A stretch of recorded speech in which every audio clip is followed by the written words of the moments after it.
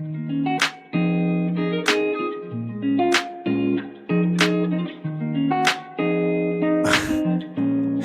guess we're just starting. What's up, everyone? Just No weird. intro? I guess not. Well, this is our intro. How's everyone doing? Okay. Dang. Maybe Boomcaster is just bugging out today. Oh well, I'm glad I can see you. Right, we're having a little technical difficulties, and if you're watching on YouTube, you're probably not going to see the awkward getting the setup going from our very first pod. I know everyone's so disappointed to hear that, Yeah. but if you listen That's to us, YouTube. it doesn't matter. Does anyone watch the YouTube? I think so. Yeah, there's actually a surprising amount of people that prefer the YouTube and only use it. Mainly Apple Music people. Oh, yeah. A different breed. Forget about them, yeah. So, are you having a conundrum tonight with your new team playing your old team? Bengals and Cowboys are playing tonight, listeners. No, it's actually quite the opposite, which is nice. I'm finding myself... Oh, fuck. I was going to say... I'm finding myself excited for every possession because I got guys on both sides.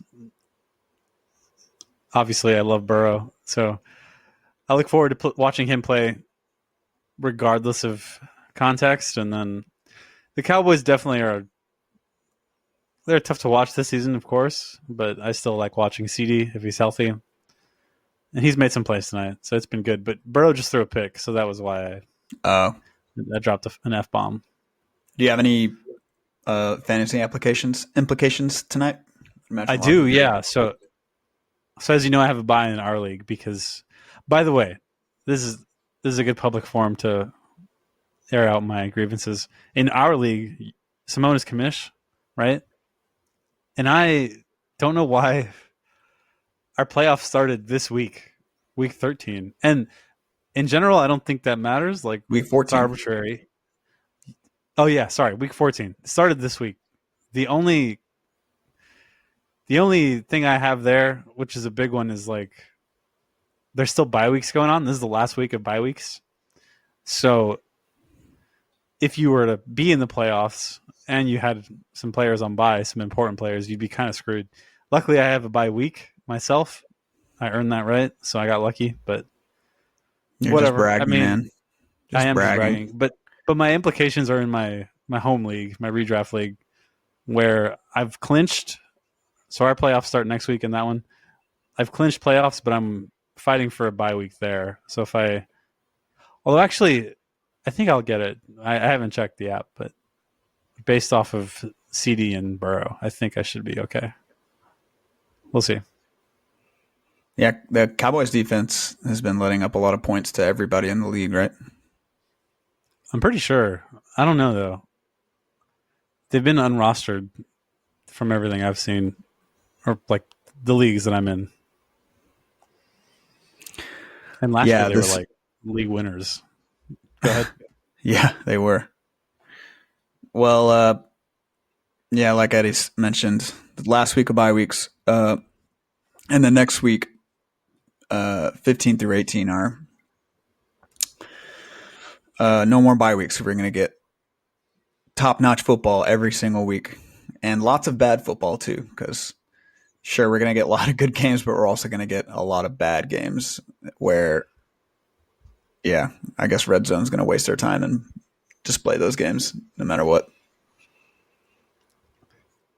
Battle for the number one pick starts now in a fairly underwhelming draft class by all accounts, but still interesting.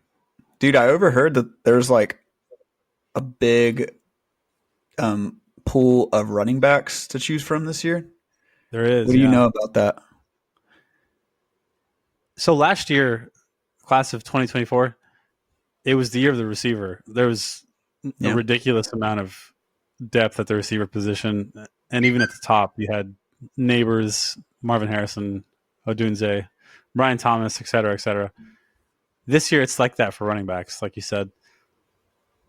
I don't really know why. I think it's obviously just random, but the top names, well, the top name, I guess there's a guy in the tier of his own, and that's Ashton Genty. If you're familiar with Oh college yeah. ball, you know he's one of really just two guys in contention for the Heisman, him and You mean Travis Hunter. Jermichael Hasty? Jermichael Hasty is his alias. But yeah, after Genty, there's still a bunch of talent. Caleb Johnson out of Iowa, Omarion Hampton out of UNC. Ohio State has a couple of NFL players at the position. So, yeah, if you're in fantasy in a dynasty league and you need a running back, this is your year for sure. Yeah. Speaking of the league we're in, I was up 16 points going into this game, hoping for this guy named Jamar Chase to have a bad game. Oh, He got 20 points in the first quarter. So, ouch. The Cowboys can't cover him like at all. I guess not many people can, but it seems like they're not even trying. Like, I don't know. Maybe I'm wrong, but it feels like they're just letting their defense play man on Jamar. I don't know why you would do that down to down. Maybe I'm wrong. Obviously, we're not watching the all 22 here, but he's getting open whenever he wants, basically. yeah, he might be the best receiver in the league right now. Did you know that Justin Jefferson hadn't scored a touchdown in 2 months until this I past didn't game? know that until you showed me that. That's crazy because it didn't feel like that to me because he's still having a great year. Yeah. Yeah. He's on pace to be a wide receiver one in fantasy. Yep. He's That's still pretty getting. wild. And Sam Darnold's just. Let's talk about Vikings, Falcons. Sam Darnold looks great. He had a few hiccups the past month, but I think I saw like this news article that he's going to get like a lot of he might demand a lot of money, but if I were the Vikings, dude, I would hang on to him. Like I think I would too. How old do you think Darnold is? I would guess 28, right around there. Oh wow, he's 27. Damn, I'm old as fuck. And in QB world, that's young. Yeah. That's 100% young. The only problem with Darnold is that I don't know. If I was another team and I wanted to pay Sam Darnold, then that means I'm sacrificing the money for every other position. And that Right. feels tough. Right. And even though I agree with you about Sam, our boy Sam, he's having a great year. Overall, he's having a great year. Not every week's been great. Anyway, in spite of his year, like, I don't know. I don't want the top of my payroll to be Sam Darnold still. Like, he's not going to carry you to a Super Bowl. He can be a nice piece for you and maybe even, like, replicate his performance this season and help you make a run. But he's not going to be the reason you make the run, in my opinion. But why? I don't disagree with you, but don't you think it's interesting that I feel like we kind of epitomize what everybody feels about Darnold? I can't put my finger on it, but what do you think? I just don't think he's as talented physically as the guys who could carry you, like a Josh Allen or Joe Burrow or Lamar Jackson. I mean, first of all, it's hard for me to be completely sold on a quarterback who's only like plus year for the most part came under Kevin O'Connell. Like, I don't want to sit here and take away from Darnold. He has been really good, but at the same time, like, I think context matters so much in football, and that's like one of the reasons I love football is like there's so many factors that come into play. It's not just a matter of who's got the most talent, right? It's like a largely coordinated effort. And to me, that's, I don't know. basically what I'm saying is like it's not the NBA where if you have one of the 5 best players, like you're a contender. It's not like that at all. Yeah. So maybe that's a bad answer. Like maybe Sam Darnold really is like a top 10 quarterback for the rest of his career, but I think this year alone is not enough for me to be convinced of that. Is that fair? I think it's fair. Let me ask you your general sentiment about who he has played this year. He's in the NFC North, obviously the best That's division a in tough football. division. Yeah. So the defenses he has played, has it deflated or inflated his stature as a quarterback?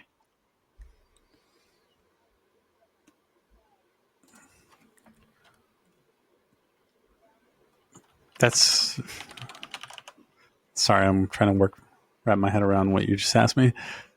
Well, because Darnold seems to be affected by outside factors more than any other quarterback. Like, for whatever reason, people will not buy into him and will not buy into his baseline talent.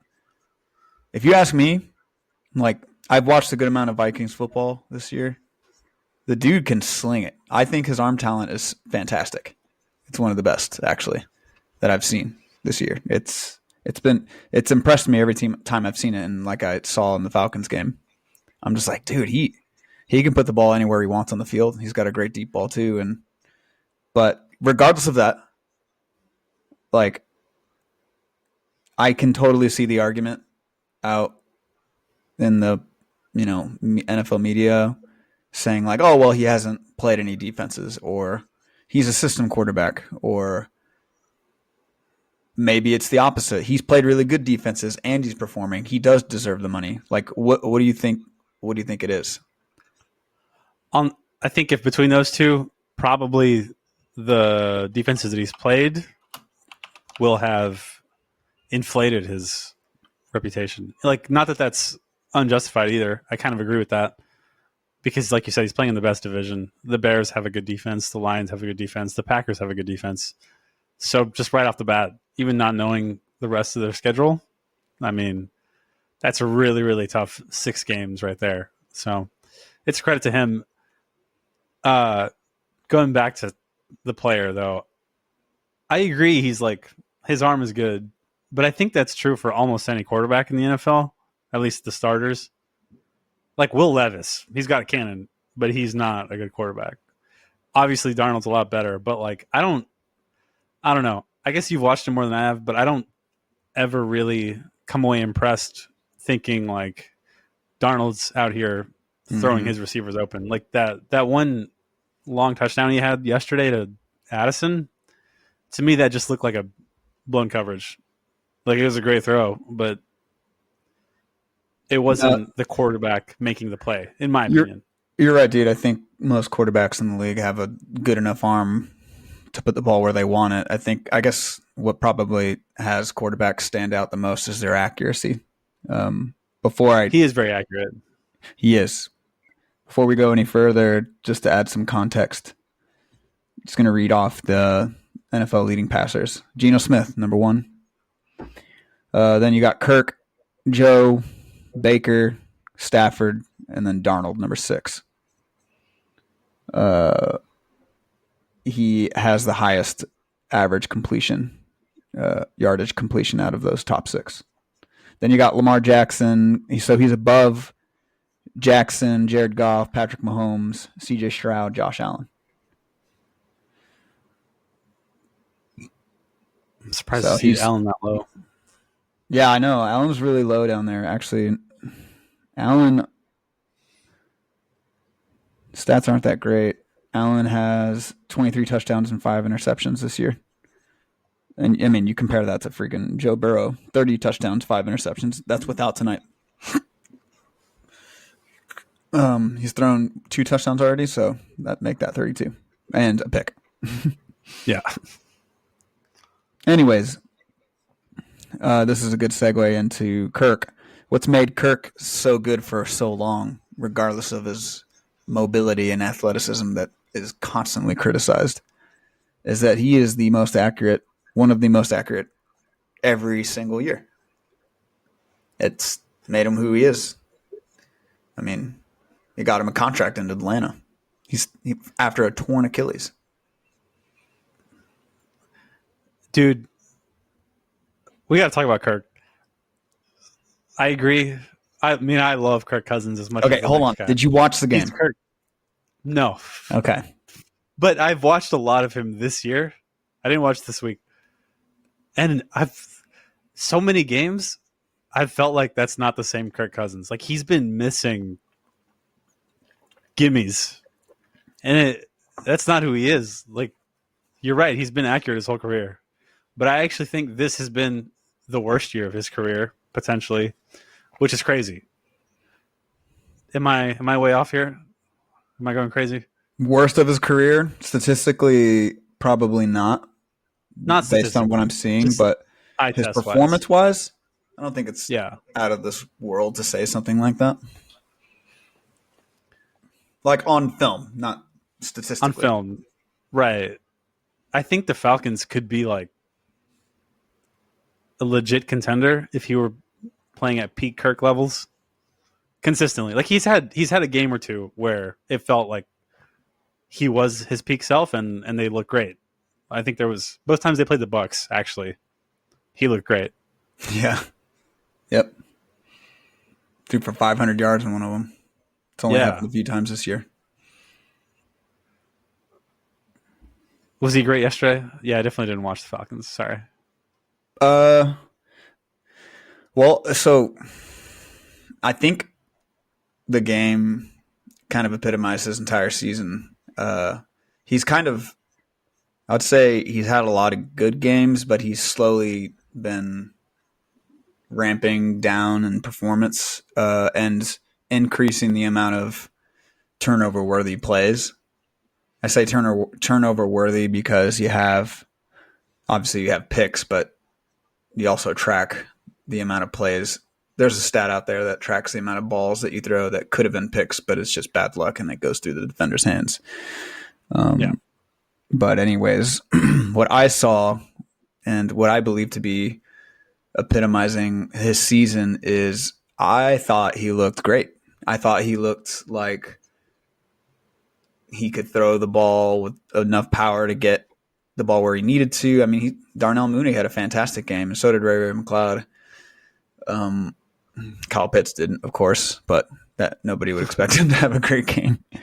Anyways, point is, I thought he had 2 touchdowns and a pick in the first half, and I think they were tied.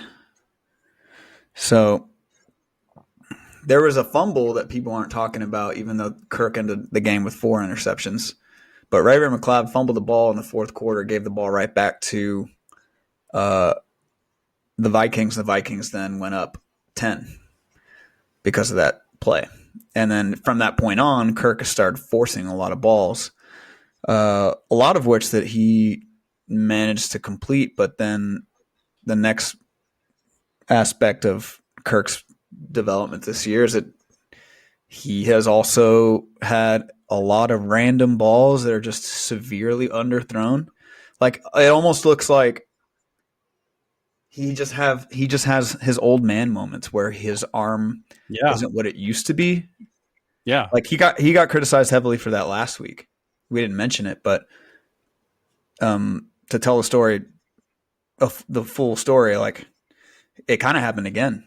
He has great throws and he can still sling it, but then out of nowhere, he'll just like, it looks like he's just throwing a grenade. And then, it's an easy ball for the defender to catch. So that has seemed to increase from game to game, but I would not bench him because I feel like he's still, I still think he's throwing the ball well. I think what you need to do as an offense is give the ball to freaking Bijan Robinson more. Like, why are we passing it so much with a 38-year-old quarterback who can't move? That's true, 100%. By the way, he can't move, but that doesn't make him a bad quarterback. Tom Brady couldn't move, but he could still move in the pocket. That's what's most important. Anyways, I think they'd need to shift. The Falcons do. I could care less. I couldn't care less what the Falcons do. But as far as Kirk Cousins' career uh, and his performance, I just don't really get why the Falcon strategy would be to throw the ball as much as they're doing right now. I don't either. Obviously, we love Bijan, but he also has like one of the better backups in the league. Tyler Algier is no slouch. Yeah, he's so slow, dude. I mean, he is very slow. He's not Bijan, but as backups go, he's very serviceable. Like he can make people miss and stuff. Yeah. So if they're worried about Bijan's workload, which is fair, I mean, don't run him into the ground either. But they have plenty of talent. It's not like they're not just pass catchers. Maybe I'm wrong, but I thought for a few weeks they were kind of giving Bijan like 20 to 30 touches a game. And although it didn't feel that way yesterday. And maybe they're getting away from it now. But like you said, I don't really understand why. Because it's not like Bijan has had a bad season. He's had a great season. I've always had the feeling that the Falcons were not giving Bijan the ball. It's interesting that you believed he was getting the ball. For like a month or so there, I thought he was getting a nice consistent workload. All right, 18 carries, 14 carries. Well, that's not enough. Oh shit.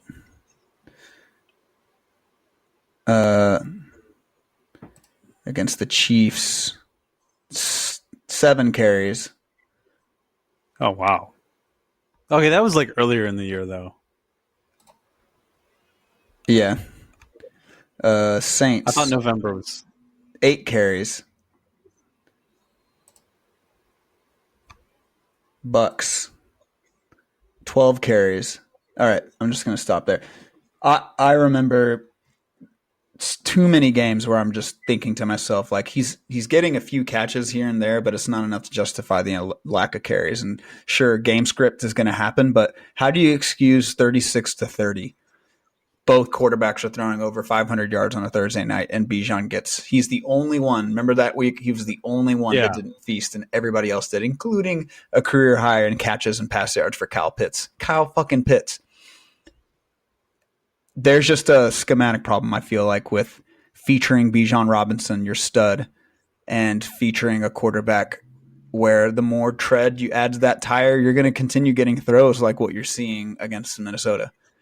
That's mainly why I feel like the strategy needs to change, because I don't think it makes sense to give a game manager that many passes when you have, dude, you look at all this talent, Atlanta's talented. They have a lot of good players, both on defense too. So I don't really get it. I'm more suspect of their defense. Yeah, it doesn't really generate a pass rush, does it? Still, on paper, They've got a lot of good talent overall, and they have a good secondary. Kind of. I don't know. It feels very streaky. That's a lot for the Falcons. Yeah, go ahead. Think? Yeah, good point. It's a lot for the NFC South.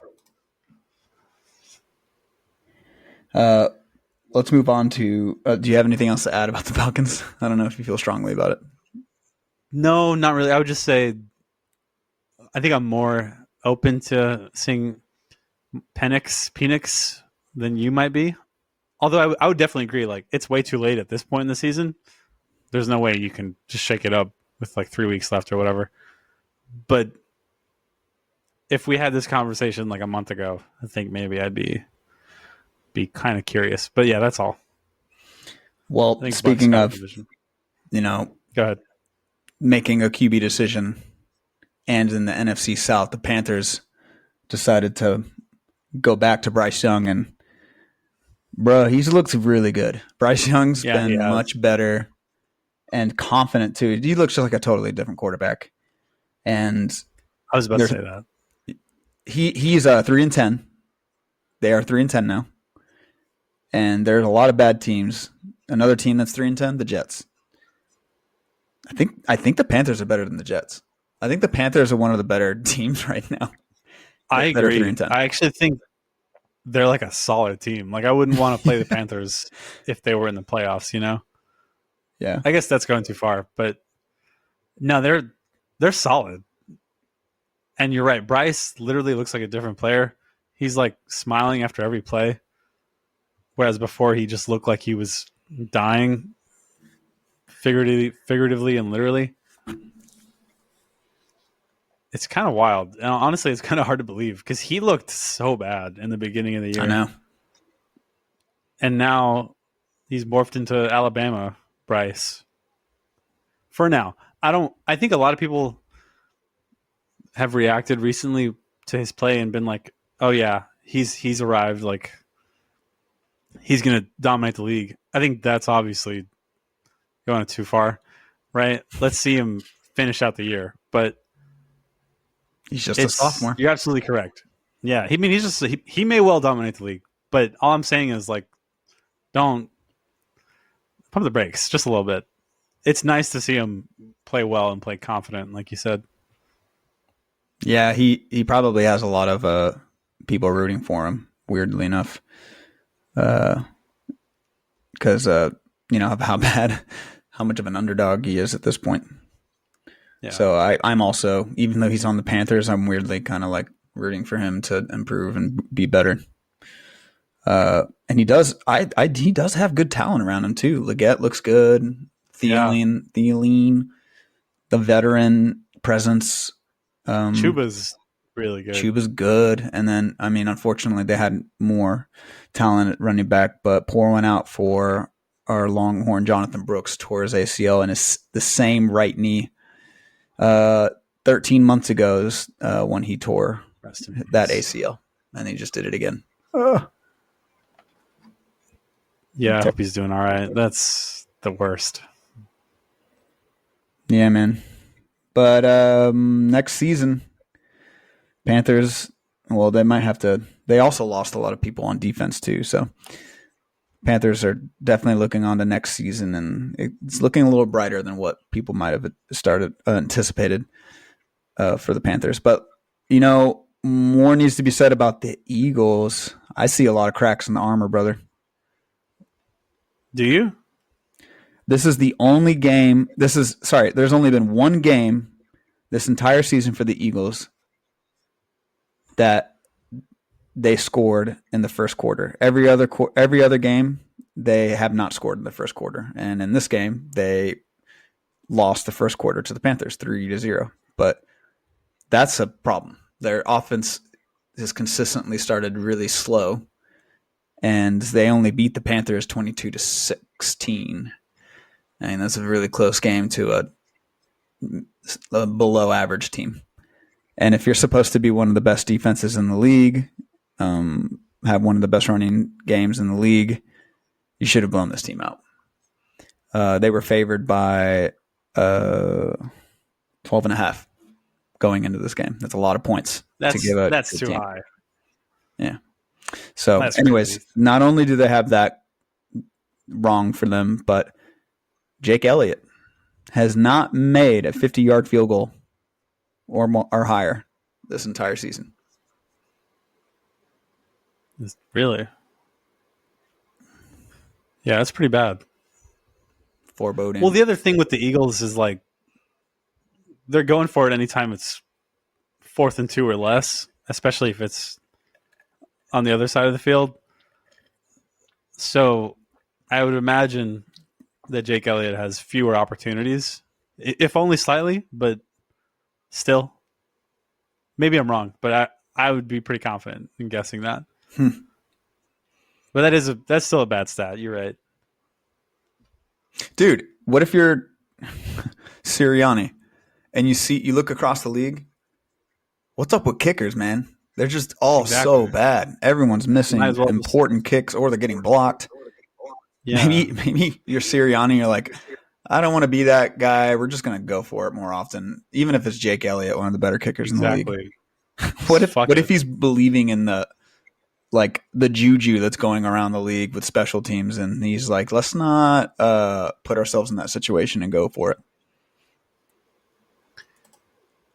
That would kind of make sense. I mean, what else is Sirianni doing except reading the room and deciding on the best way forward to avoid all the negative energy? Yeah, I don't know, man. It's crazy how much of a premium good kickers are now. I don't Yeah. name name the best kicker in the league right now. Right now? Oh, it's got to be Boswell, right? Ooh, yeah, that's who I would say. Let's pull up the field goals stats 2024 field goals. Here we go. Chris Boswell is number one. He's 36 for 39. Yep. He's 92% this season. Then Fairburn, Dicker the kicker, Brandon Aubrey, Austin Seibert. Seibert missed some fucking brutal kicks against the Cowboys. Remember that? He missed some critical kicks. So I would say this is probably the beginning, Austin Seibert. And then down, you've got a lot of inconsistent kickers. Everybody, literally everybody on this list is inconsistent. Even Koo, who missed a critical kicks. Fairburn did it once. Koo's been overrated for like 3 years. Fairburn? Koo. Oh, Koo. But I guess Fairburn too. I guess all of them. Hey man, Koo's Korean. Don't you talk shit about him. Okay.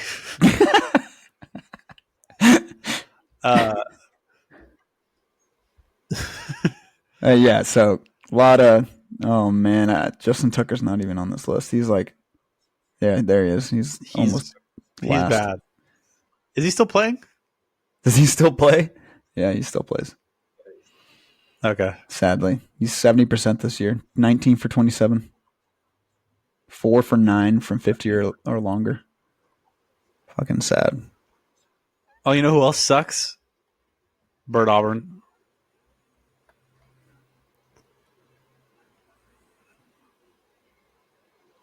No. I don't see him. What'd you say his name is? You don't know who that is? Bert Auburn? Oh, our guy. You don't know who Bert is? Yeah. It's our guy. No, you're right. He's been terrible, which is weird to me because I've always assumed UT is like kicker university. Like we're constantly Dude, cheering. we were special teams university for the entire time that we sucked. Yeah. With like Michael Dixon, the best punter of all time, Dicker the kicker, and now that we're good, now we suck on special teams, of course. We've become a running back university. Right. We've become Alabama. Oh God. Well, that's you say that like the bad thing. I know. Anyways, there's some bad juju going on throughout the league, causing kickers to miss some important kicks. And I don't remember. I've been watching too much football my entire life, and I don't remember seeing this many bad kickers.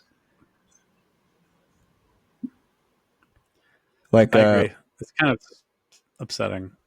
It's upsetting. I agree. It is upsetting. I watched most of the Saints game. And you know why we won? I don't. Because we blocked Graham Gano's game-tying kick before. Did you really? Yeah, before regulation. Fucking ridiculous. We did not deserve to win that game. And we once again, the Saints are not out of the NFC South. Falcons are 6-7. Tampa Bay is 7-6. So a losing streak. So sorry, New Orleans is 5-8. A losing streak by Tampa Bay to end the season can easily propel the Saints into the playoffs. So, but we did lose Derek Carr. He fractured his non-throwing hand, so he's gonna miss the rest of the season. Is it back to Rattler or what's up? Hayner, the sidearm thrower. Right. Interesting note: Derek Carr put an injury insurance policy on himself in his contract. $30 million injury guarantee. What does that even mean? He gets paid if he gets hurt? If he can't pass a physical in the offseason, he gets a $30 million injury guarantee. Wow, that's an alpha move. It can be voided if they cut him. So it doesn't mean anything. Well, sounds like a sure thing that he's going to get cut. I think it would make a lot of sense. But it's still just going to be. What I would think. I mean, he is. Derek Carr is a drop in the bucket. That whole roster is just littered with. It's terrible. So much unnecessary cap usage. It's absurd, and I don't know how we continue to kick the can down the road. But I think this might be a good reason to let go of Carr. Everybody knows he ain't it.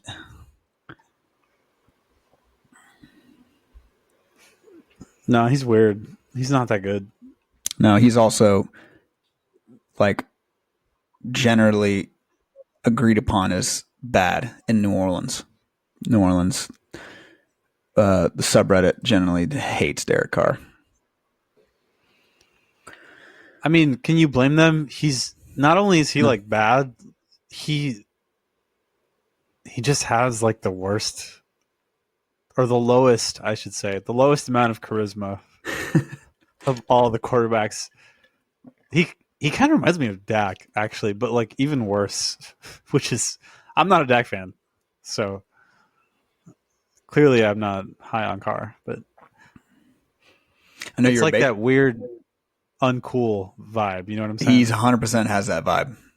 So yeah, he's the kind of guy that constantly rolls up his sleeves to show off the guns. Yes. God, it's fucking cringy. Yes.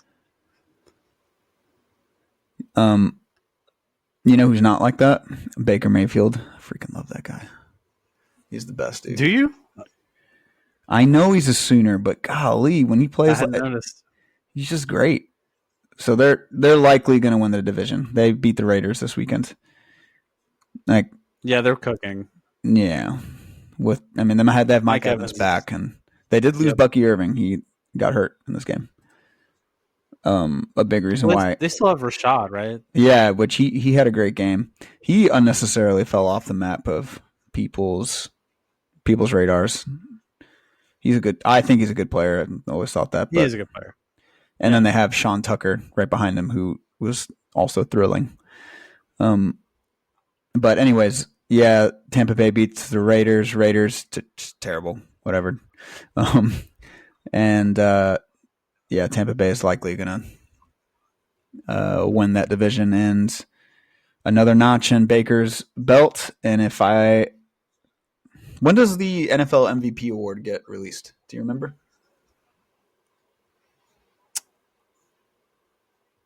I don't remember. It's like early playoffs, isn't it? Let me look this up.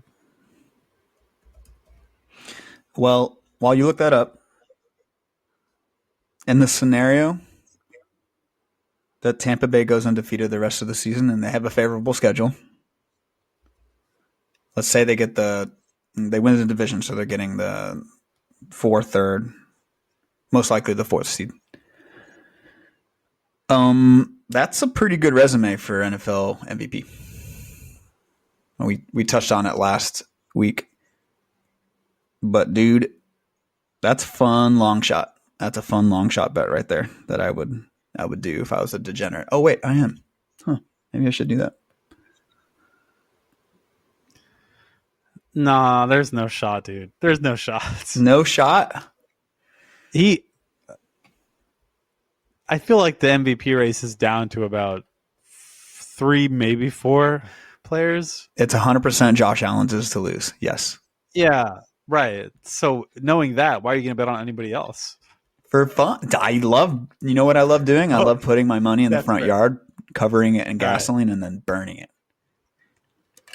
If that's what you like to do, then I rescind my statement. Please okay, sweet. Enjoy your life. What'd you find? Dude, I still haven't found it. I feel like Google's gotten so much worse. Whoa. Careful. Better lock your doors tonight. Right?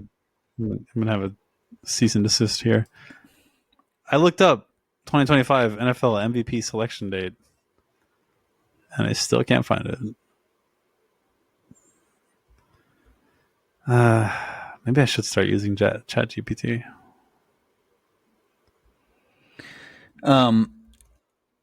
So riding the train of kickers that are not performing well, seems like the Chiefs have another game where they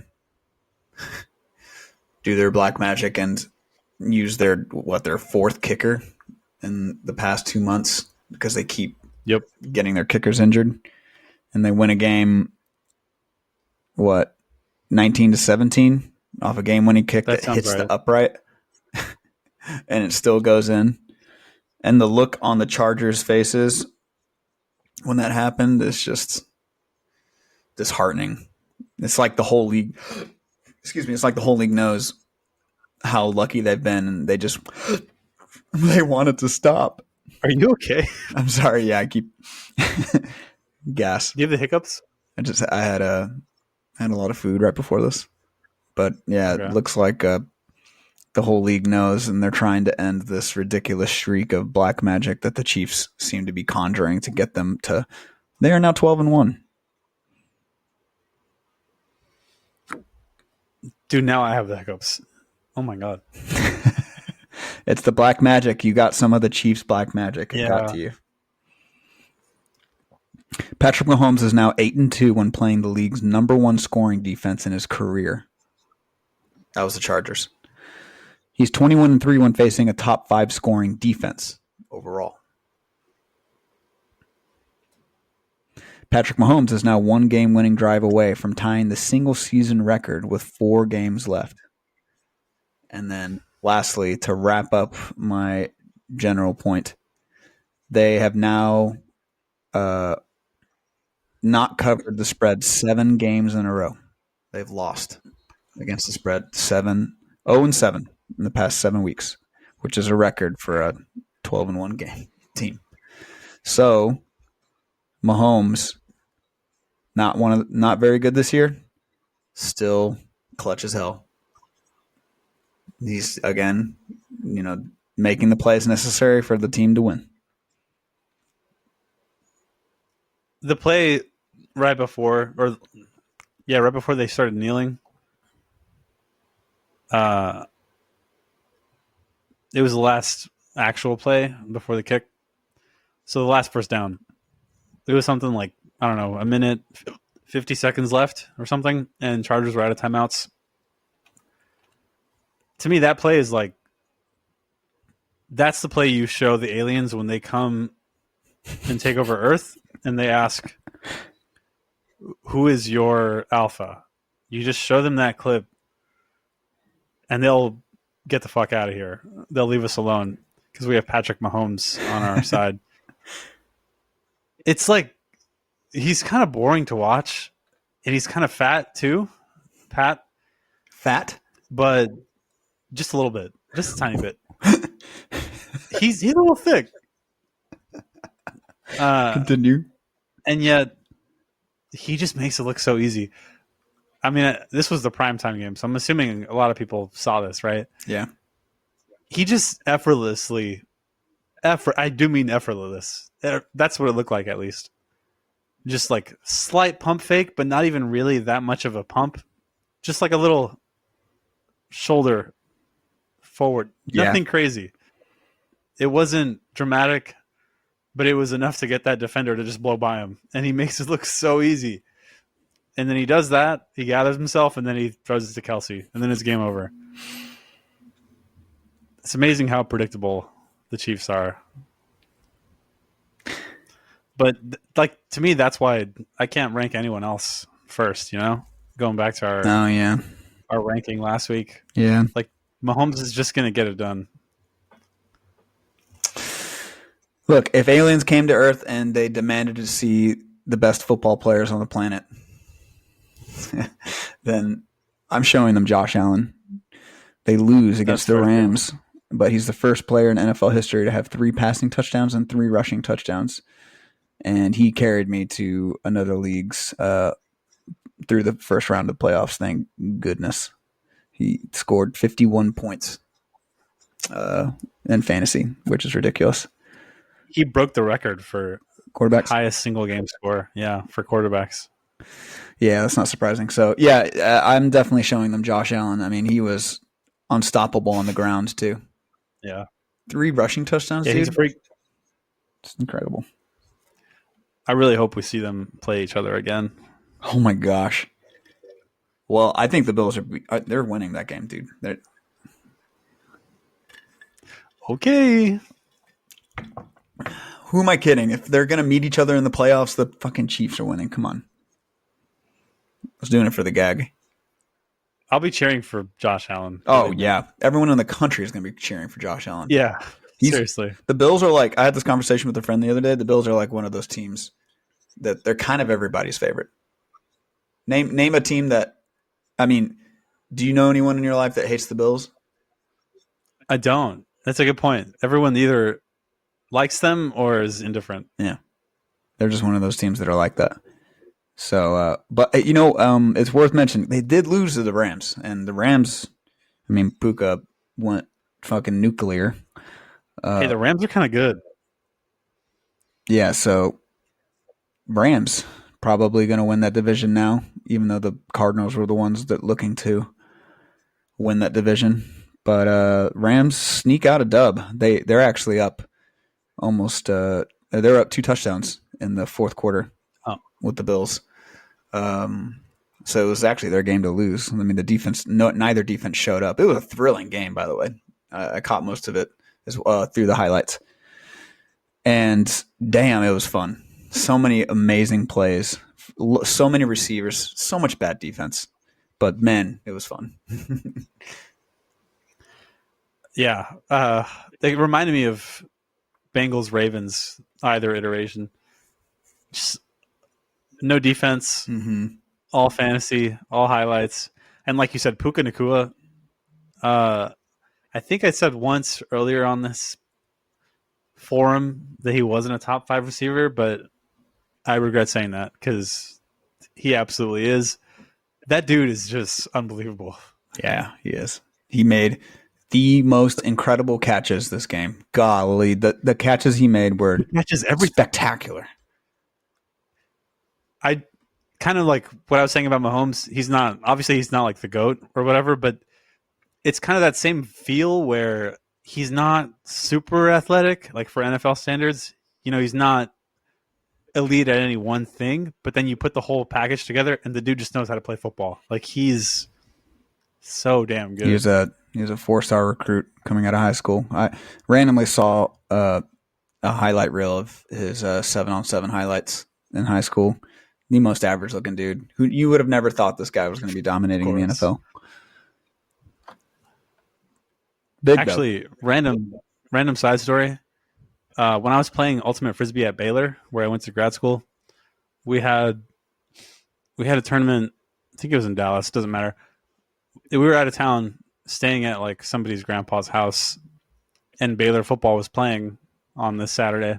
So we were watching that game, and they happened to be playing BYU, and I think this was 2021. And there was a receiver going off. I think Baylor won the game. It doesn't matter, but BYU had like one player that was obliterating Baylor, and it was Puka Nacua. And yeah, everyone that day I remember couldn't focus on anything else but his name. So, I mean, no comment. I love his name, and I love the player. And part of the reason I was so quick to jump on Puka when he went off week 1 of last year was because I remembered him from that. Watching that game. That's but the secret. I did not think he would turn into this. Yeah, exactly. Just watch college. You're the one. You watch a lot more college than I do, and I'm grateful for it. I think you watch more NFL though, even though I still watch a lot. Yeah, I do. Arguably too much football. I've had I wish I briefly had this conversation this past weekend. I wish I had the ability to swap out my ability to retain NFL sports stats for something actually useful. Because, man, I would be a savant in so many other areas of my life if I didn't retain all this bullshit information.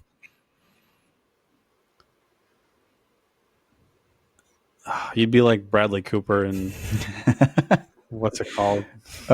Limitless. Limitless. Thank you. Great movie, by the way. That movie ages well.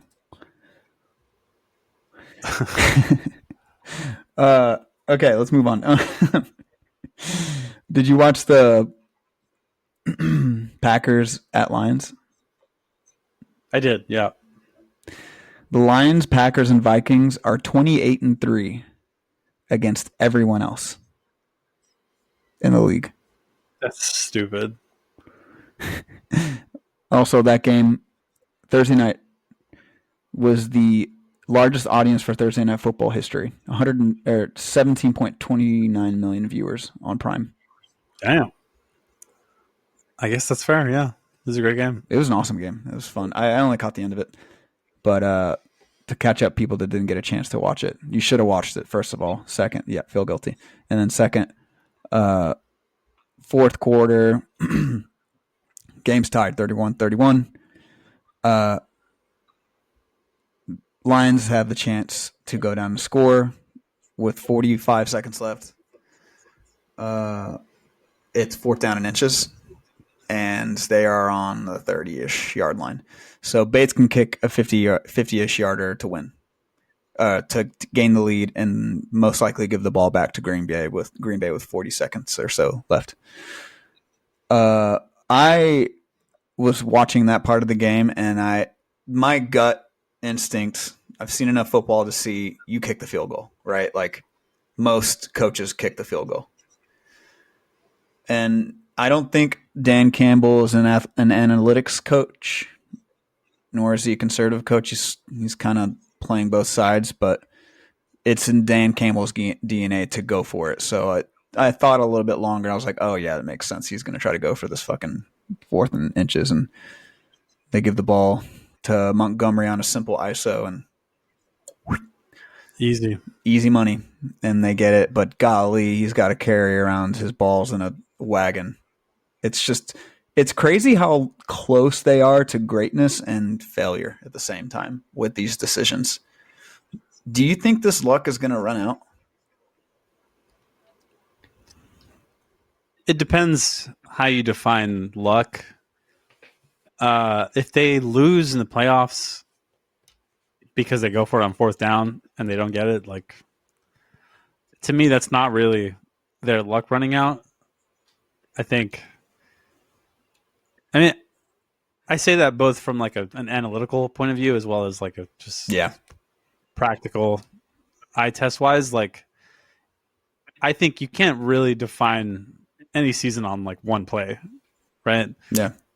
And then also from like the more nerdy side, you got to take the wins with the losses, and like you're making the decision not for the result on that one play. You're making it for like the whole season. You do it over and over, and you're confident that it'll work out more often than it doesn't. But I don't know.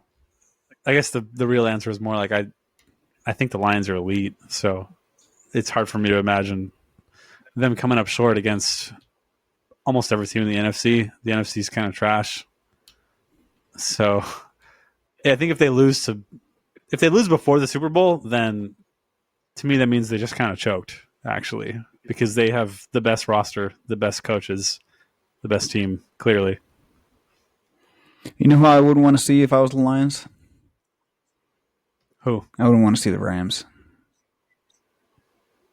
You know why?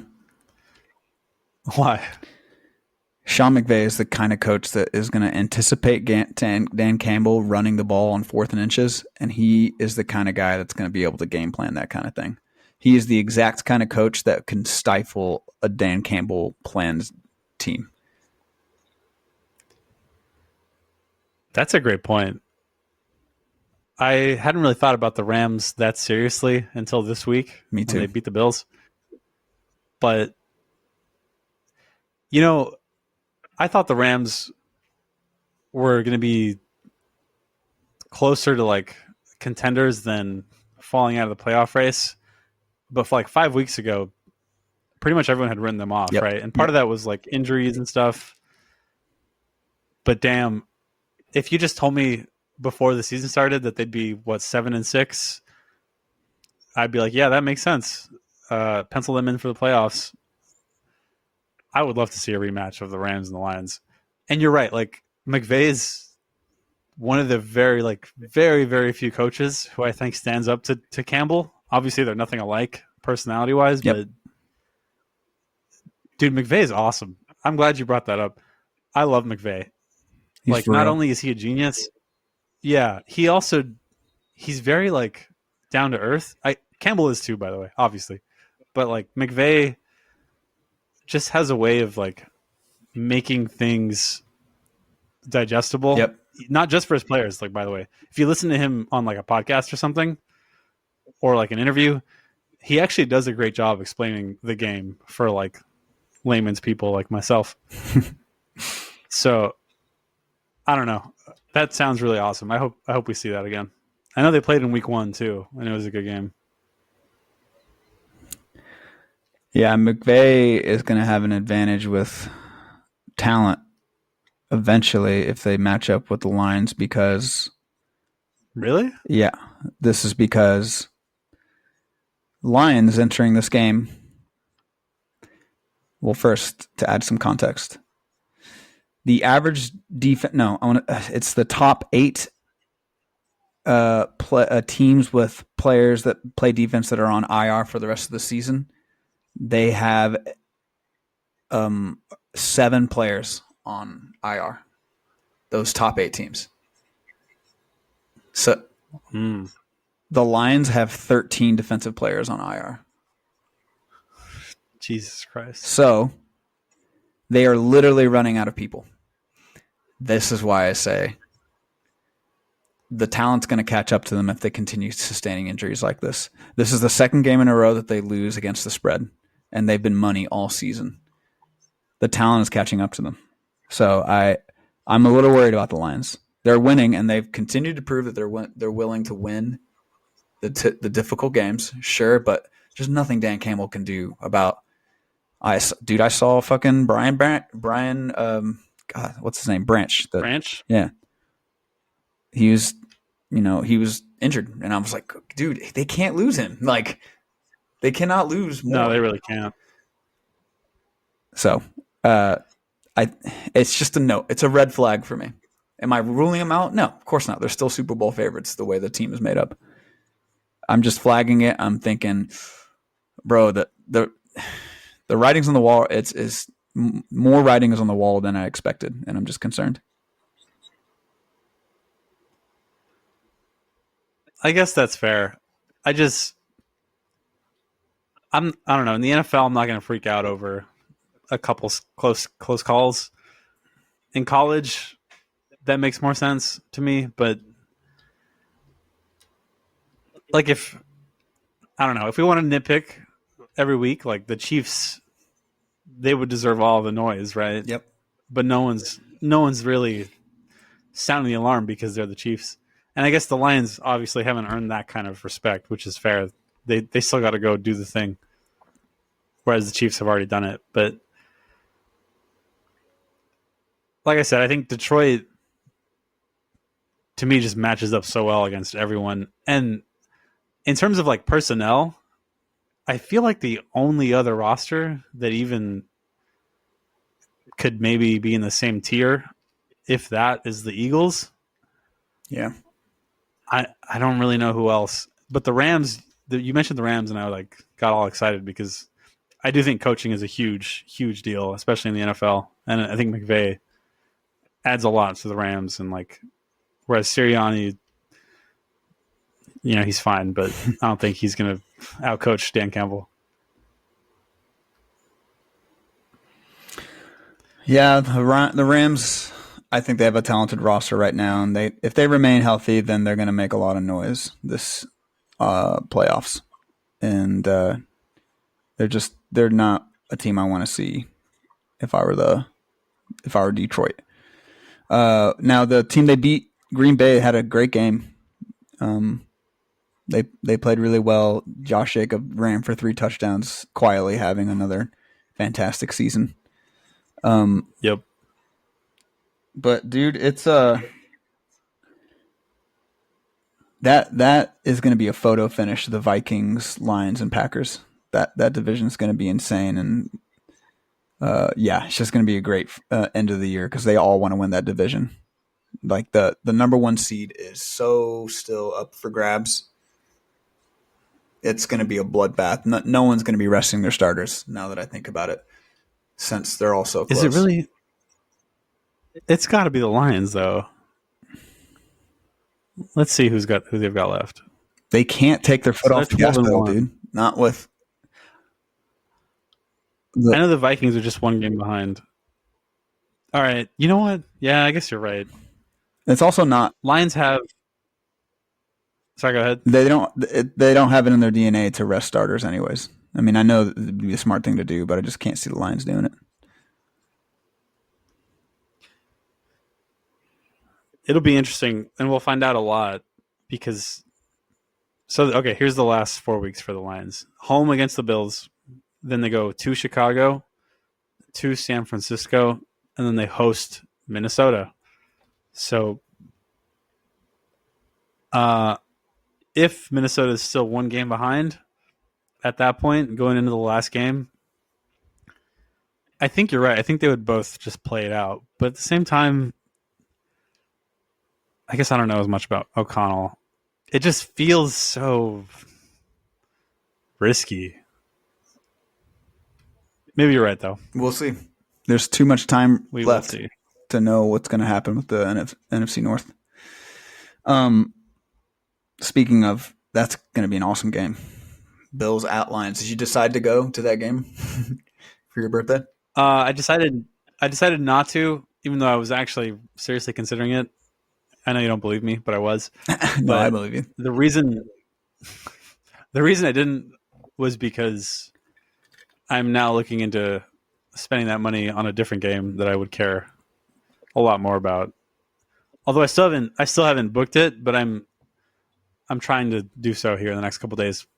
I don't want to say for sure, but I'm definitely leaning towards what we discussed before we started recording, which is I need to move up my flight to Texas for the holidays, and then hopefully buy a ticket to the Clemson game. Yeah. Yeah, damn, that's a good move. I don't blame you at all. Makes a lot of sense. Okay, so our game this week, and we haven't done this sooner because we a lot of times like to listen to Bill Simmons. Neither of us have listened to Bill Simmons this week, so we're going to play Guess the Lines. And I think this is as good time as any to start, because I want to try to guess the line for Bills at Lions. All right, so for listeners that don't know what Guess the Lines is, it's basically we get the NFL schedule, no bye weeks in week 15, and then there's a Vegas spread that we're using FanDuel Sportsbook to guess what we think FanDuel is going to say who is favored and by how many points. And we're going to one by one go through each game and then give a guess as to who is favored and by how much. And then Eddie is going to do the honors of tracking FanDuel to see how close our guesses are and track the score. How are you going to do it? Tallying wins, ties? Or are you going to count the amount of numbers we are off?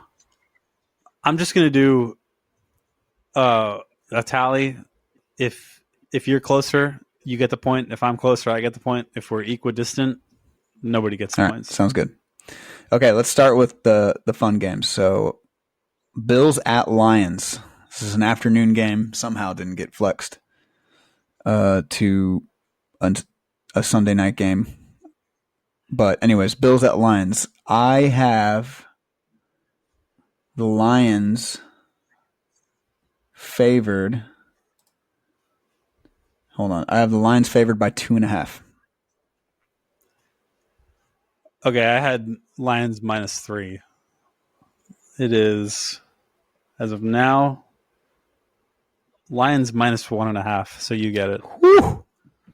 I think it's going to be close. I think you're going to destroy me, actually. Okay, Simone's got one. Man, that's really close. They really respect the Bills. Yeah, they do. I mean, that makes sense. The Bills are in a much tougher division. It seems like the Lions. You were right, though. Like the NFC is much worse than the AFC this year. So, On the whole, yeah, for sure. huh? The North is doing a lot of work. Yeah, they're doing the heavy lifting. But man, I don't know. I don't know what to expect. A 1.5 is just. I mean, that's just a pick 'em. So I'm surprised it's not more, but it makes sense. Right? Yeah, I guess. All right. Next, really fun matchup. You have the Steelers at the Eagles. Also an afternoon game. Wait, let me check. Of course, I have my notes on one screen and then the schedule on another. Yeah, so this is an afternoon game as well. Somehow not flexed to the Sunday night game. I've got Eagles at home favored by 1.5. I had Eagles -3, so I clearly like that spread. Damn, you really like the Eagles. Oh wow, I get this one. It's Eagles -5.5. That's fucking ridiculous. That's surprising. 5.5. That's crazy, right? That's what it says. 5.5. I can screenshot it and send it to you if you don't believe me. No way. I know. I don't get that at all. Explain to me how either. the Steelers are 5 points better than the Eagles.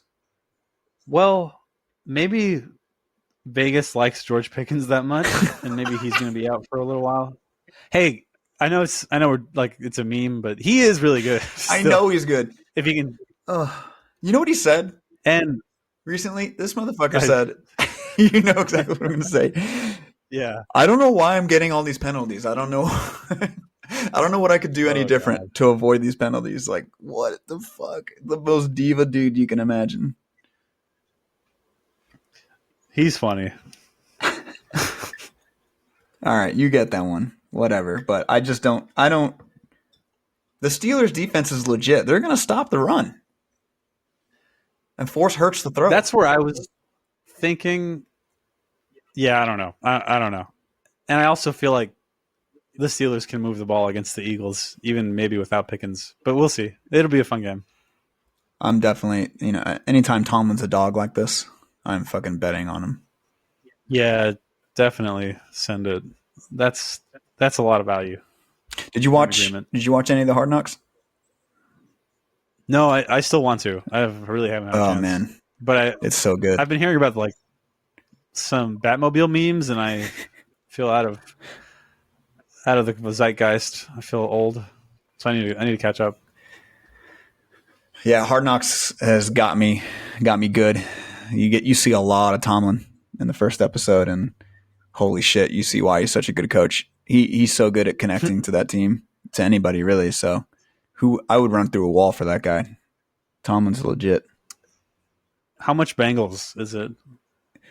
That'll really motivate me. I want to say that do Bengals second most, and then the Browns third most. They hardly use the Ravens, which I thought was weird.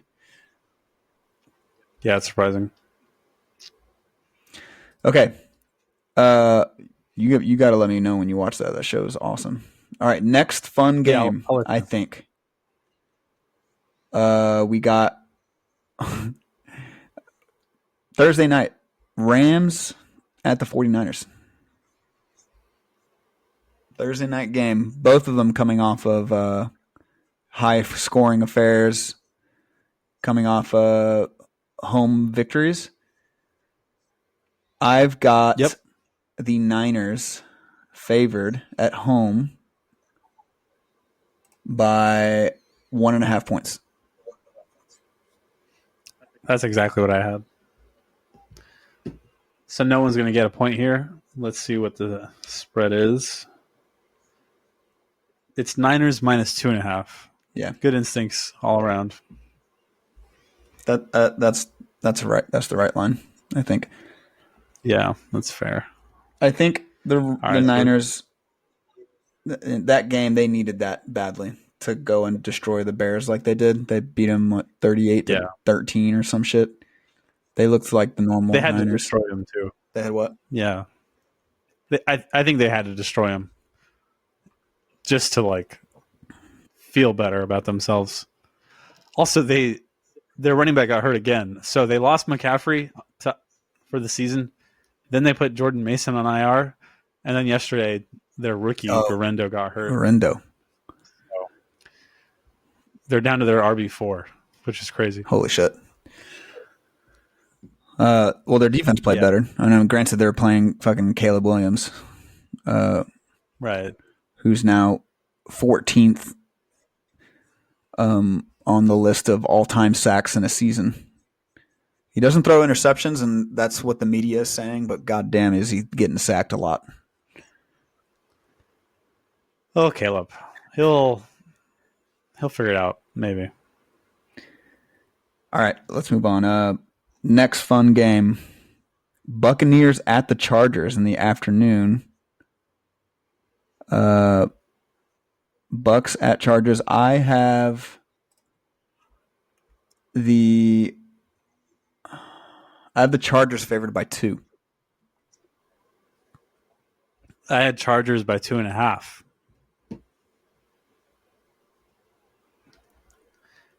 And the line is Chargers by 2.5. Oh, So I go. damn! Well done. Fendel should hire me. Okay. That's kind of impressive. You think about it. Tampa Bay is a good team. 2 points to an They are, AFC but team, the highest scoring defense in the league. That's a lot of respect for the Bucks. it's a good team. But so is Los Angeles, San Diego. Yeah, Whatever. with all that said, I think I'd rather bet on the Chargers. They're probably getting undervalued after getting black I magic think by so too. the Mahomes. I think a lot of people seem to be freaking out about the Dobbins injury, which is like, I mean, that's fair. He was their most dynamic running back. But I actually don't think it's a huge deal. I think they've kind of faced some stiff ass defenses here the last couple weeks. Yeah, that have bottled up Gus Edwards and like their other rookie running back. So I don't know. I guess I have more faith that they'll find their rushing game even without Dobbins, but we'll see. yeah. I still think CMC and Saquon Barkley are the only running backs in the league. If they go down, then the team's rushing attack is different. Yeah, I didn't include Henry there on purpose. So anybody else that gets their running back injured, to me, it's not going to move the line. All right, so I'm up 2-1. Yeah, fucking know that. God, I already hate this game. Okay, that's pretty much all of the best games. I'm just going to go down the list. Commanders at the Saints. Commanders are coming off a bye. I've got Commanders by 5.5 at the Saints. We're similar again, but not the same. I had Manders by 5. It's going to be a lot. And without Carr. Oh yeah, you get it. No, I forgot about Carr. Fuck. It's Manders by 7.5. Yeah. So it's yours. Oh wow, 7.5. Saints defense is playing well. Is that so? Yeah, man. Rizzi, he's a defensive coach. He's at least got that going for the Saints. So, and also we're looking at, is it a 3-game losing streak for the Commanders? No, they just won. Oh, they just won. I thought they did. Look, Cliff Kingsbury, second half of the season. I think I'm going to bet on the Saints. 7.5. That might be a good tease team too. That is a good margin, but I don't know. I still think the Saints kind of suck. We'll see. How dare you? You're also biased. You got to be careful. Okay. This is a fun game. Dolphins at Texans. Yeah, I like that. Dolphins at Texans. I've got Texans by 2.5 coming off a That's bye. exactly what I have. That's what you have? Yep. And that's also what FanDuel has. Oh my goodness. Easy. It's too easy. I think the Dolphins might be undervalued here, man. Yeah. I think Houston is going to sort itself out here these last few weeks. Is this the game? Part of that. Yeah, well, I still don't really believe in Miami's defense, first of all. I know they've been playing a little better, but 9th in DVOA I'm not over the past 2 months. Yeah, that's a good number. Pretty good. I just don't think they can cover Nico and Tank. Now, if the offensive line for Houston is still in the dumps, obviously that's different. I guess I'm just putting faith here in D'Amico to like stitch some stuff together. Part of it is what I want to happen for sure, but we'll see. I've been sticking with the Texans all season in spite of their You're the biggest problems. fan, dude. Yeah, that's not true. Third biggest fan. I bet if you're Tua, you're very happy Alshire is not playing in this game. Yeah, that'd be scary.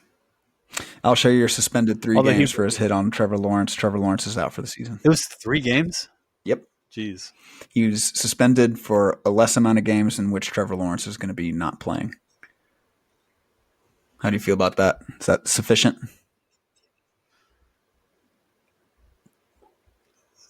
No comment. Oh, I hear a hot take in there. I got nothing, dude. I'll have to, like, if you really wanted my opinion, I'd have to watch it again. Because I looked at it, but I didn't. I think I watched it once and then didn't go back. And part of that is intentional. I get really weird about the whole head injury stuff, which I kind of feel like shameful, honestly, about, because it's football. Like, it's okay. So for context, I've always been of the opinion that networks and broadcasts should pretty much always show the injuries, like the replays. Really? Because a lot of times, even if they're nasty? Yeah. Even if they're like tough to stomach. So like the ones you can think of that they don't show, which is not that many, it's all the worst ones, right? It's like Nick Chubb, maybe Tua from like a couple years ago. I'm not sure. DeMar Hamlin. Oh yeah. I think DeMar's up there. But I guess my logic is like, intentionally or not, we're funding these traumatic head injuries, right? Just by giving them our attention. The football game, that is. So I don't know. I feel like it should be acknowledged, and yet I still struggle to actually see it through. I don't know. Not much to say besides that. It's a tough subject. For more fodder, I did go back and rewatch the play. Did you know it was supposed to be a screen pass that Trevor Lawrence just decided to scramble and get for the first down instead of pass it to ETN on the opposite side of the field? I did not know that. Yeah. It was just a weird decision by Trevor. He also slid a little late.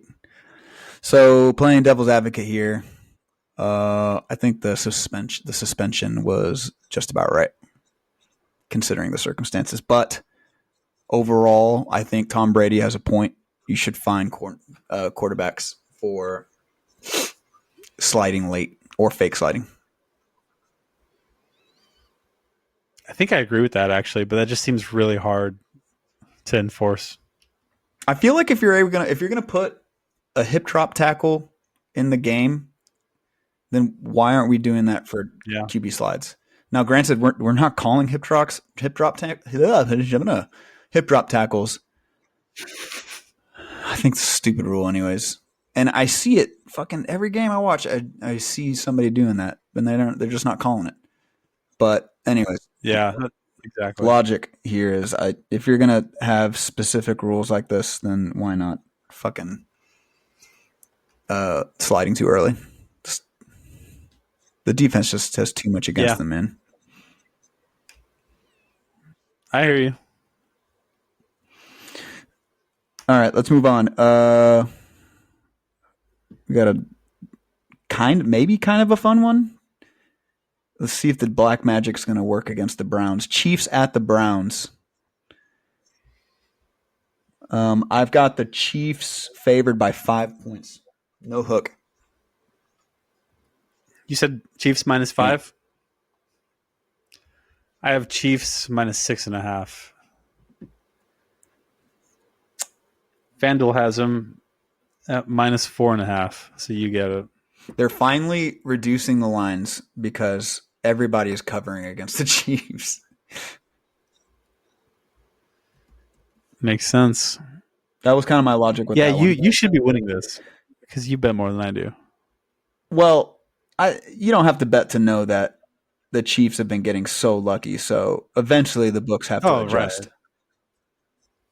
I guess that's fair. Whatever. What? Let me cope. Just want to comment, the Pittsburgh Steelers whooped the Browns. They were favored by 6.5 points at home against the Browns. So you compare that for the Chiefs at the Browns. Clearly, the Steelers are a better team, but I'm shocked that the Eagles are favored by 5.5. That's fucking insane. Wonder what that says about the Chiefs. Yeah, I don't know. That one threw me off. So, one fun fact, real quick. Browns at Pittsburgh, they won 27-14.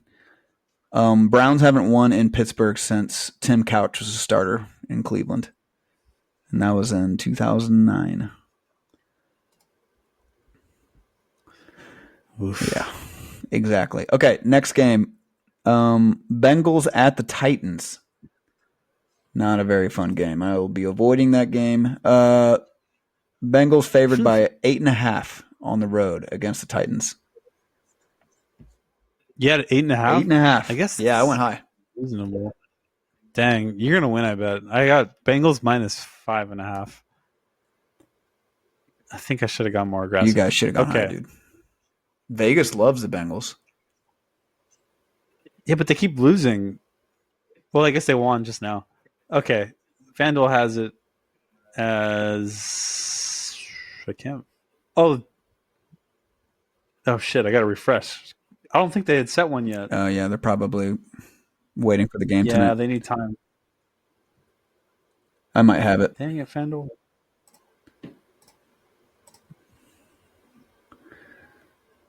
Let's see here. No, I don't have it. Okay, we'll come back. Yeah, we'll probably get it here soon. Yeah, I would think, but maybe not. Next game. Okay, next game. A really fun one. Ravens at the Giants. Oh, can't wait. Can't wait. I have the Ravens favored by 10.5. Nice. I had Ravens -8.5. Giants are bad, dude. Oh, they're so bad. This is the biggest spread I've seen all season. Ravens -14.5. Oh my god. Dear God. That's crazy. You're destroying me. 14.5? I guess that's right. That's what it says. I guess that's right. That's just. Are they really that bad? I guess they are. I feel like there are numbers out there that would say that the Ravens don't cover this number very often. When the number's that high, that's just. I avoid games like that, even if it's the Giants. It's dangerous. That's 2 whole touchdowns. Yeah. And the hook. All right. Jesus. Yeah. Ravens can sleepwalk through this one, but if I were a better, I'd avoid that game. Jets at the Jaguars. That is another fun one. I've got the Jets. They're favored again here. I think I've got them favored by 3. You're a sicko if you think this is a fun one. I've got Jets minus 4.5. Oh, you went high. Oh shit. I did. Well, I think very poorly of They're 3-10. I'm They're aware. both 3-10. Okay, you said minus 3, Yep. right? To New York. Yeah, you get it again. It's Jets minus 3.5. Yeah. The Jets have like the most games favored in a season, and they are 3-10. They've been favored like, dude. Doesn't it feel like every week we talk about them, we're like, It does. why are they favored? Yeah. I think it's because Vegas just knows that bettors are just like normies, and they just want to bet for the names that they know. And the Jets have a lot of names that we know. Maybe not. Maybe the Jets have like a low-key, really easy schedule, but they still keep losing. You know, I think they might have an easy schedule. I think they do, actually, yeah. I will say, dude, Aaron Rodgers played. He was awesome. He was awesome. I watched most of it. It was a fun game. It was, Dolphins. Yeah. That was one of his better games this season, which was good to see. Tua finally scored. I'm sorry, Tyreek finally scored. Tua had a great game. Yeah. Dolphins win in overtime, 32-26. And you know what was a funny stat in this game? Jonnu Smith didn't have a catch all of regulation, and then he has 3 catches and the game-winning touchdown in overtime against the Jets. He's had a ridiculous year. Yeah, just out of nowhere. He's like one of those fantasy winners. Yeah. But anyways, I'm not. I think Aaron Rodgers should come back next season. I still think he's so good, dude. I don't think the Jets are getting enough hate for their defense just shitting the bed. I don't think Aaron Rodgers has been perfect by any means, but bro, like, you cannot put it all on him. I think it's insane to do that. I actually am with you 100%. I know I ranked him like on my lowest tier of quarterbacks last week, and I still stand by that. But at the same time, you're absolutely right. Like, the Jets have so many problems, and it does not start with our boy Aaron. Even though he comes with a huge set of problems, it starts at the top. They're like Cowboys East, except without the history. Damn. That's what they are. Yeah, man. You're right. Yeah, let's move on. The Jets defense has intercepted just 1 out of every 193.5 pass attempts they've faced this season. That's the second worst in NFL history. Their defense is bad. I didn't know that. That's an amazing stat.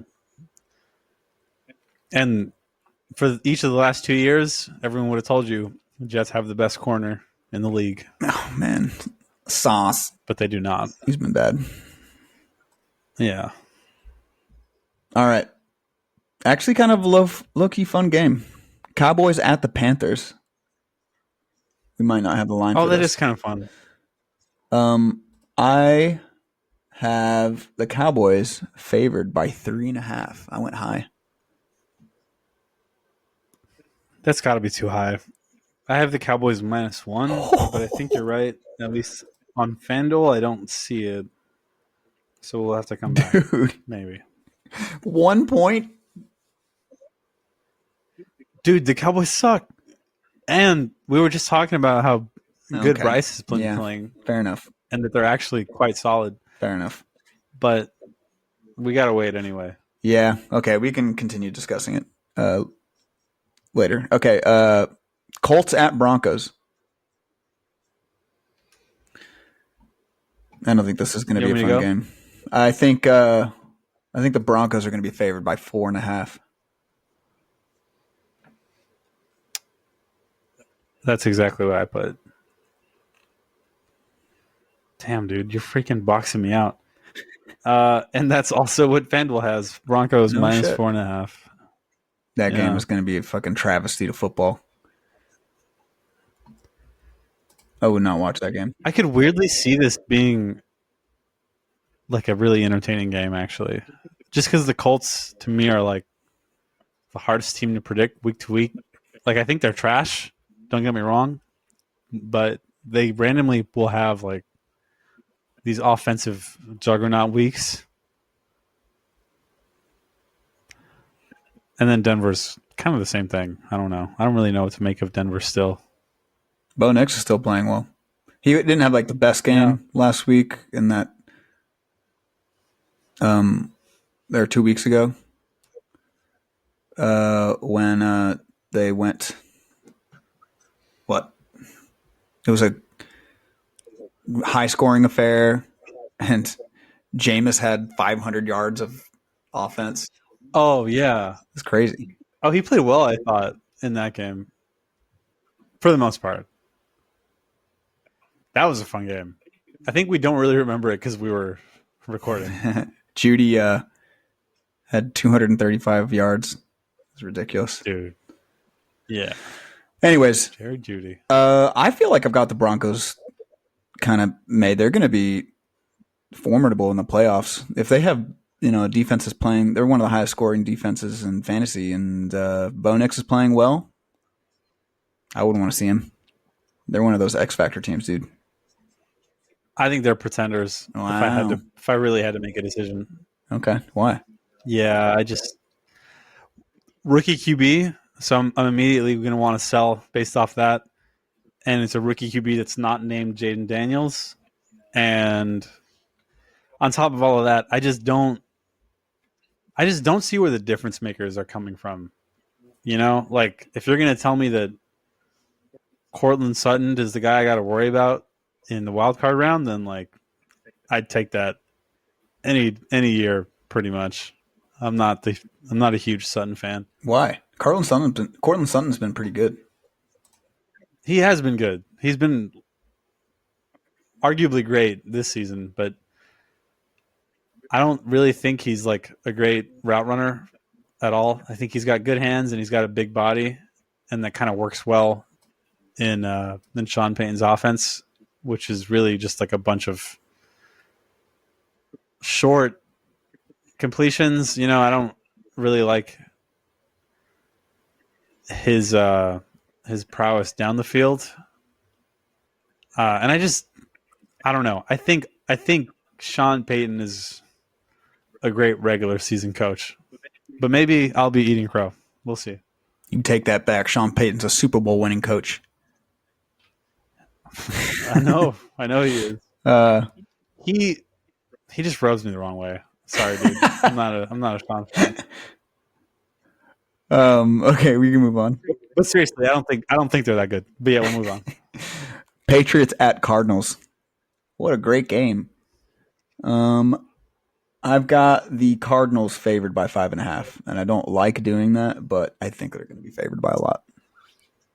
You said 5.5? That makes sense. I think I got lazy with this one. I put Cards minus 2.5, but it should definitely be higher. Yeah, I mean, the Patriots are coming off a bye here, so I could see the line being a little lower. No, you had it almost correct. It's Cardinals minus 6.5. 6.5. You're wiping the floor with this. 6.5 seems a little too high, though. Don't you think? Because the Cardinals, God, I fucking hate them, man. I've mentioned it earlier in the season. It is so not fun betting on them because their inconsistency is ridiculous. Kyler Murray just pisses me off. First drive of the game this season against the Seahawks, it's an absolute beauty. You think they're going to blow him out. Next drive, he throws a pick. I don't know why he threw it directly to the Seahawks player, but pissed me off, dude. Fucking Cardinals. Man, yeah, well, while we're on this, first of all, I'm not as bothered because I don't have any Kyler. You never had?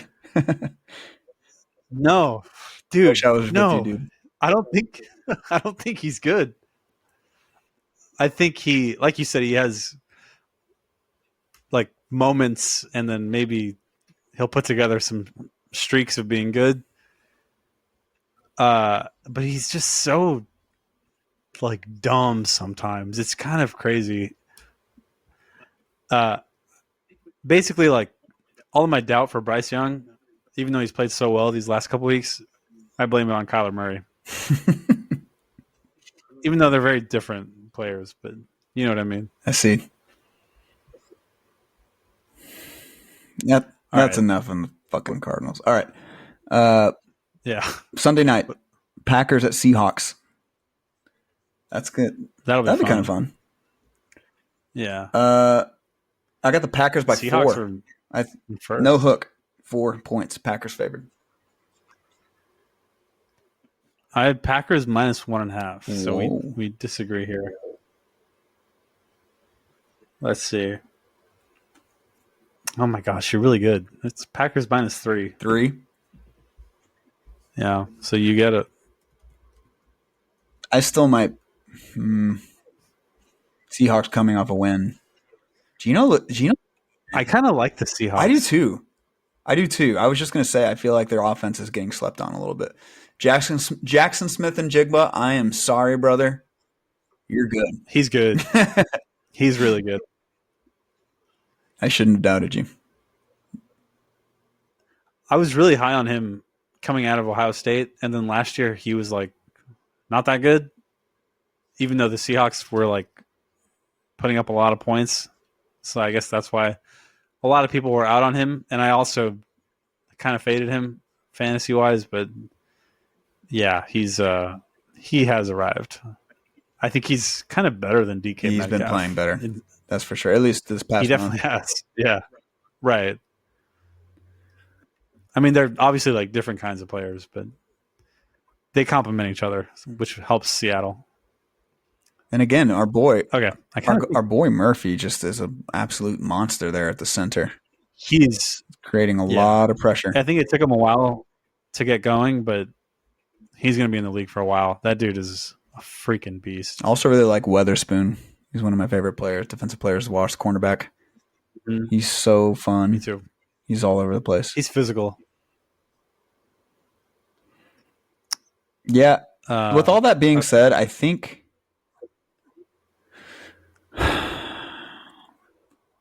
the Packers figure something out. That running game is quite good. And I think they're a very hard team to beat when they're running like that. And I think people can still run on the Seahawks. The Seahawks can still generate pressure. But if you have the Packers playing ahead, they seem very difficult to come back on. So I think they're going to be able to run the ball on the Seahawks, and the Packers are going to win this game. I think they're going to be able to cover too. So I think I'd still go with the Packers because 3 points is – that's what you said? It was 3? Yeah. 3 points isn't a lot. Just a field goal. Yeah, I could see them covering this game. Well, they're favored for a reason. Yeah. And rightfully so. And I agree. Like, if they have a lead, they're just annoying to deal with. Yeah. If I was the Seahawks, I would just sell out and try to stop Jacobs because Jordan Love has kind of fallen a tier for me this season, which is, in a way, it feels validating because I was like kind of out on Jordan Love going back to early 2023 when he was playing like shit. But then in the back half of last year, he really put it together. He figured it out, and then, as everyone knows, he destroyed the Cowboys at AT&T. But this season, it seems like it's been more of the like first few weeks of the Love experience, where he's kind of not reading defense as well. He's getting lost whenever his first read's not there, and he's just kind of inaccurate, dead ass a lot of times. So I don't know. At least right now, like, he doesn't feel like a huge threat. And also, they don't really have an alpha receiver. They have a bunch of good receivers. Yeah. But I think you need that alpha to like really contend in the NFL, I think. It's crazy to me how often Watson drops balls. Like, he looks like the kind of receiver that can be an alpha, but the amount of times that dude he literally will watch the ball go through his hands. It's actually kind of funny. It's crazy how much that happens. But yeah, I agree with you, man, that it seems like they're missing one piece on offense, but overall they're the youngest team in the league. They have a lot of weapons. I really like Reed. I think Jaden Reed's a really fun player. I agree. I think he's their best receiver. Yeah. I would be giving him probably more looks if I was them. With that being said, Jordan Love is still turning the ball over a lot. I'm going to read this to you, but with the asterisk. He is tied with Patrick Mahomes with 11 interceptions on the season. He's behind Cousins, Mayfield, and Geno Smith for touchdowns, most interceptions thrown. Excuse me. However, the asterisk here is Kirk Cousins, 436 attempts, Baker, 436, Geno, 466, Patrick Mahomes, 464 attempts, Jordan Love, 328 attempts and 11 interceptions. Wow. Well, that makes me feel much better about everything I just said. I think you're right. I think you're spot on, man. I think Love is just you can't depend on him.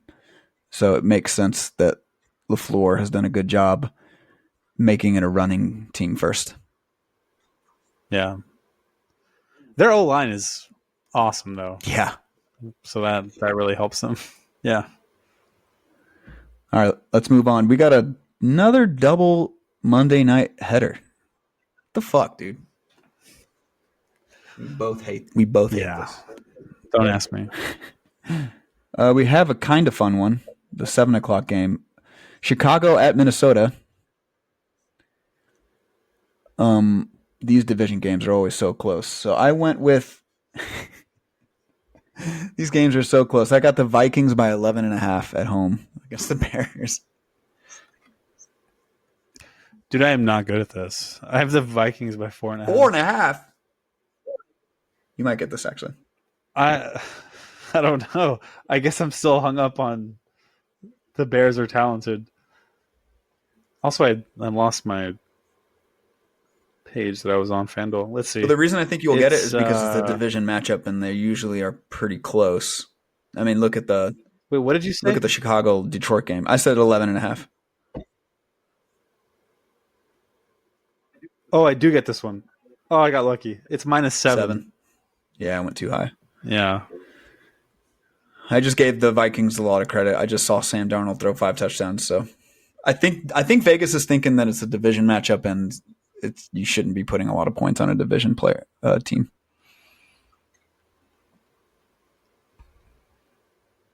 I would definitely take the -11 over the -4.5 personally. But thanks, Vegas. That's not what math says. No, I'm just kidding. Right. I'm not betting on the Bears. That team is awful. I don't care how few interceptions Caleb Williams is throwing. The amount of talent that team has to be this bad is shocking.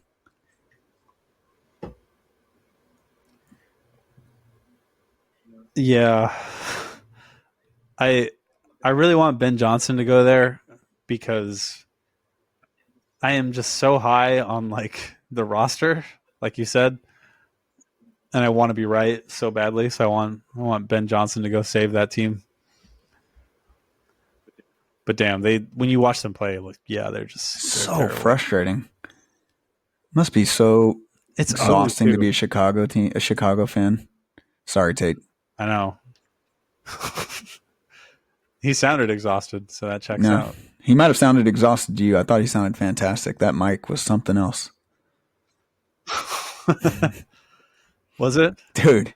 I didn't notice. I got to message him and find out where he got that mic. That was impressive. What if it was just his voice? What if he had a cheap-ass mic, but his voice was that quality? He was wearing headphones. What if he was doing the mic that was on the headphones, like the old school wired ones? Holy shit. Let's move on. Last game, um, a stinker. Falcons at the Raiders. Uh, I probably went too high with this. I said Falcons by 7.5. That feels very high. I went Falcons -1. What? It's in Vegas. Yeah, dude, the Falcons look like shit, and the Raiders are not that bad.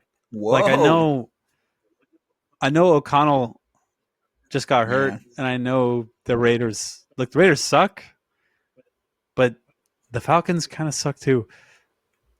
And I don't know. I just feel like the Raiders under Antonio Pierce, even though I think he's a terrible coach, he does have like a real connection to his players, and they want to play for him. So even though I don't really have any faith in him as like a being able to outcoach the guy opposite him, I do think he's able to get high effort out of his team, which counts for something. Anyway, the line is -4.5 for Falcons. What did you say? 7.5. Oh, I get that. Oh, barely. Yeah, you do get it. 4.5. Well, it didn't matter. I guess I do respect Oakland. I mean, Las Vegas.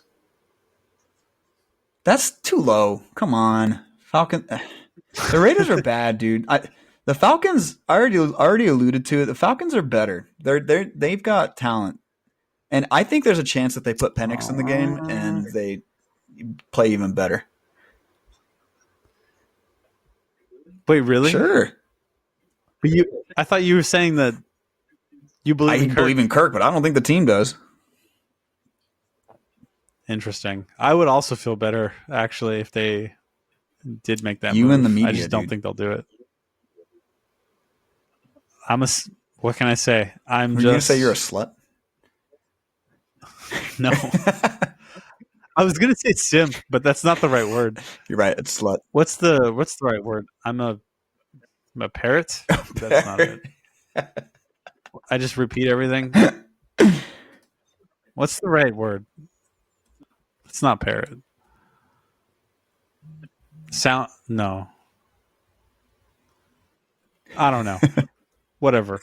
I'm not original, but I do think that Penix is like really talented. Yeah, I do love Penix. I think he's fun. Yeah. All right. Final tally. I guess we can go back to Cowboys and Bengals, but I still don't see it on my app. But it doesn't matter because you destroyed me. There's going to be a sports book that has it. There is. I'm too lazy to go find out. Oh, you know what? I can just click on the game. Hold on. What are we waiting on? Yeah, let's start with Cowboys and Panthers.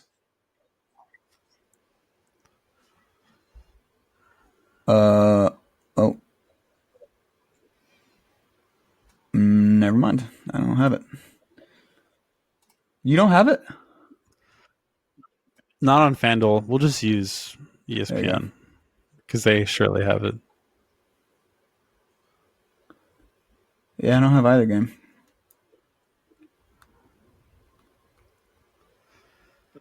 Okay. Cowboys, Panthers.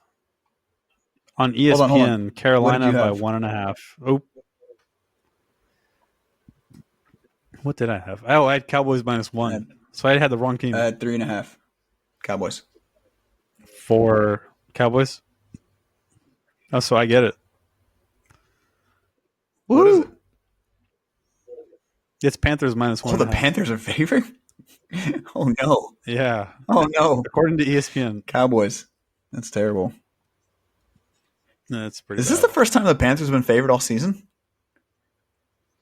It's possible. That's why. Who would have thought, dude? The beginning of the year, you see this line: Panthers favored by 1 point. That's crazy. I actually don't really understand that. I think the Cowboys are better than that. It is in Carolina, but yeah, I don't know. It's embarrassing either way. I will say I went too high, but the Panthers are not 1 point better than the Cowboys. No, sir. Wait, do you have a chance of coming back? What's the score? No.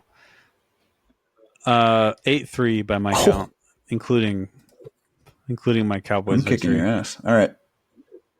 Yeah, that's what I told you. All right. What's the I Bengals one? think I missed one, but yeah. What did you have for Bengals? I have Bengals minus five Yeah, and a half. I had Bengals minus 8.5. It's minus 5. Oh, you So I nailed got it. the last two. You had a little comeback. It wasn't that much of a landslide. Yeah, I got some garbage time 5 points touchdowns. is too low. Don't you think that? It's the Titans. The Titans are terrible, and their defense is playing bad too. Yeah, I don't know. Their defense is like, no, yeah, you're right. They're trash. I don't What know. are they thinking here? What is the saving grace of the Titans? Nothing, right? Well, Levis was playing better for like the last God, month, but then yesterday he you looked make me want to awful. take a So shower when you talk I well don't know. about Will Levis. It's disgusting. He was playing better until yesterday. I hate the way he throws the ball. I think it looks stupid. I think he looks Really dumb. He's interesting. like his release point's like right here, right below his shoulder. I don't know, man. Mm, I think he's a dumb quarterback. he's definitely dumb. He That's the likes problem. mayo. I mean, I like mayo, but Yeah. Well, he likes it in his coffee, oh which yeah. is where the problems come from. May your game day be delicious. All right, let me just do the final count to make sure I got everything here. 9-4. I like that, dude. That's fun. Maybe we do that again next week.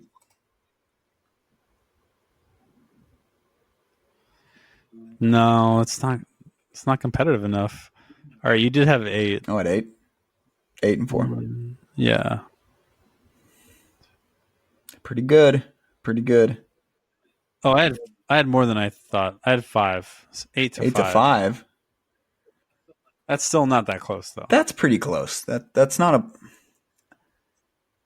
It's not a blowout. I thought it was going to be higher than that, but that's not that bad. Yeah, but the game wasn't as close as the final score indicates. Hmm. You just started playing prevent. Next week we can give you a handicap. We can give you a 2-game lead. See how you do. All right. You're like you're just getting disrespectful here. Come on. Yeah, yeah. That's okay. All right, man. What's going on in your corner? A lot of things. Getting ready for the holidays. I could take this several ways. I'll probably do. I'm going to keep it football related for this one.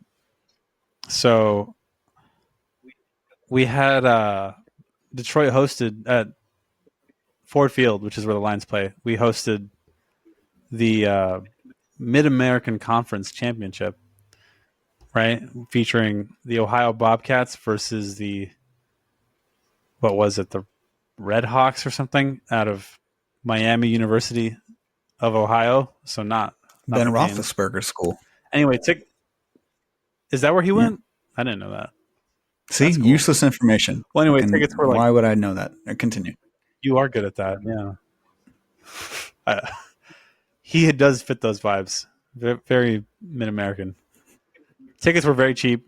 They're below $10. So Jamie and I went and checked it out, and it was pretty cool. It was my first time at Ford Field, Nice. and we invited like the one person that we know here, or at least before we moved here, whose name is Ryan. I guess that doesn't matter. But anyway, we know him from grad school, and he works with the Detroit Tigers in their analytics department, which is kind of cool. But it just so happened that his coworkers from the Tigers were also like going to see some action. That was the hashtag. I actually love that. Yeah, I Action. actually like that a lot. Yeah, it's cool. Uh, so I got to meet a bunch of like the employees for the Tigers analytics department. They were really cool. And it also, just purely coincidence, a lot of them are like t-shirt Texas fans. So they were giving me the hook'em. It's so weird. Yeah, I know. It is random. One guy was from Stanford, but he was like, go Texas. So I was like, yeah, hook 'em. So that was really cool. And yeah, I don't know. I mean, it was a nice little preview to get me ready for Texas versus Georgia, which ultimately ruined my weekend. But it was still a good time. And then on Sunday before football, I did check out the bouldering gym, and it was a lot less crowded than I thought it would be. So that was nice. So I got a membership, and holy shit, I am much heavier than what I remember in terms of like climbing walls. So it was fun though. It was worth it, and I'm excited to hopefully get back into a groove. Did you talk to anybody in the bouldering gym? I talked to one dude who was just asking about the climb I had just tried to do, which I failed. Hey, buddy, I noticed you failed. Why did you do that? Yeah, I noticed you're like fat. Maybe lose some weight and then try climbing. No, he was telling me that the climb that I had just tried was, according to him and allegedly according to other people that he'd spoke to, that it was more of a V3 as opposed to the V2, which it was labeled as. So it was a nice little validation, confidence boost, whatever. But either way, I think I should be doing V3s, and that one I failed at. You got to build yourself up. You got to ramp up. Yeah, I got to ramp up. It's been a while, but it was fun. It was a good. Bouldering's hard, man. What about you? Oh, it's so hard. Always give it that respect. Also, yeah, you'll appreciate this. Even when I was like going consistently, like a couple times a week, and I was actually getting okay at it, I was always really bad at like, how do I say? I don't want to say my technique was bad because it definitely improved a lot, but I guess even then it was still kind of bad because I'm consistently just relying too much on like muscle, you know, and just trying to pull my way up there like it's a big pull up, right? And it's kind of the natural thing for, I don't know, guys like you and me. And the one time I went with Nick, he said the same thing. It's really hard to like stay close to the wall, you know, and that's what you're supposed to do. You're supposed to be really measured and composed, and I struggle with that, but it's good for that reason. It's a good workout. Well, my corner was a reminiscing event. So this weekend I had the pleasure of doing a different podcast. I swear I'm not cheating on you. Oh, you are cheating on me. No, I was a guest. Dang. I was a guest on another friend's pod, and what was the pod? I don't remember the name of the pod, but it was my friend from London, Fraser. He has a pod about Quidditch. So, I know Fraser. Yeah, if you guys don't know, Eddie and I, we met playing a sport called Quidditch. This is probably the point where we lose viewers. And the sport's called quad ball now. So we had Fraser invited me on, had all these fun questions, and then it turned into 2 hours of just reminiscing on all the good times, and it was actually really fun. I really enjoyed talking about all of the. I talked mainly about UT Quid, less so my personal career, and it was dope. I really went in on that story of that time we went to the A&M Classic tournament. You know that tournament? Yeah, you know it well. Mm. That's the only tournament that I won. I did not know that. Holy shit. Yeah. Yeah, that tournament was something else. So it was fun telling the story of that, and it was crazy how many things that people don't know about what happened those 5 years or whatever. Because Fraser was like, "Oh, I didn't know that." Like a lot, and it felt good to finally tell a small portion of the story that we experience. You know what I mean? Yeah. So my corner is more of a shameless plug, but also it was fun. I was in my element for 2 hours getting to tell the story of some really dope people. So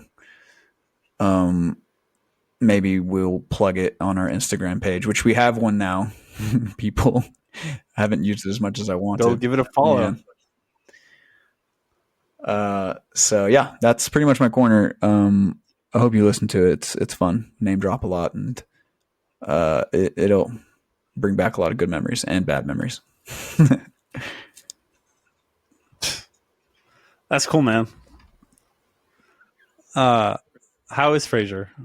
Also, like, what is the podcast just specifically Quidditch focused? Or I think it's called. Man, Fraser would kill me right now. Total Quad Ball, I think. Total Quad Ball. Okay. I'm gonna have to double check that. I'm so sorry, Fraser. Yeah, he's done, dude. It's inspiring. He's done almost 100 episodes now. I was the episode 92. Oh wow. Yeah, that is inspiring. We're at what? 12? Yeah. Wow, we've done 12 pods. Right on. That's pretty good. That's good for us. All right. Well, that's pretty much my corner. That was another fun one. Yeah, I think we should do guest lines again next week. That'd be fun. I won't listen to Bill Simmons beforehand. Yeah. Bill Simmons. All right. Take that, Bill. All right. Well, it's been real once again. Thanks, everybody, for listening, and we'll see you next Monday.